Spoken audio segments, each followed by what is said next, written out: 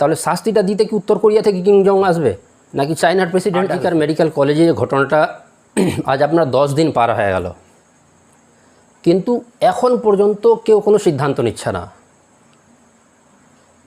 আজব ব্যাপার তো, সবাই রাস্তার মধ্যে নেমেছে।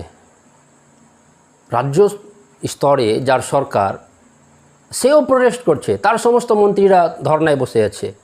কেন্দ্রীয় সরকার সেও লালকিলায় বলছে যে না, দোষীর শাস্তি দিতে হবে। ভাই, দোষীকে শাস্তি দিবেটা কে? রাজ্য সরকার বলছে যে শাস্তি চাই, শাস্তি চাই।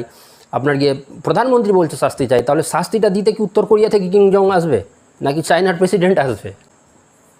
আর আজকাল ওই মেরুদণ্ডহীন কিছু প্রাণী, কিছু মিডিয়া আর কিছু বিষাক্ত প্রাণী, যারা সবসময় সোশ্যাল মিডিয়ায় বাংলাদেশের হিন্দু বোন, বাংলাদেশের হিন্দু বোন, বাংলাদেশের হিন্দু বোন, তাদের আজকে আর কোনো খবর নেই। তাদের আজকে তেলেঙ্গানাতে 2019-এ ডাক্তার প্রিয়াঙ্কা, 4 দিনের মধ্যে তেলেঙ্গানা পুলিশ তাদেরকে এনকাউন্টার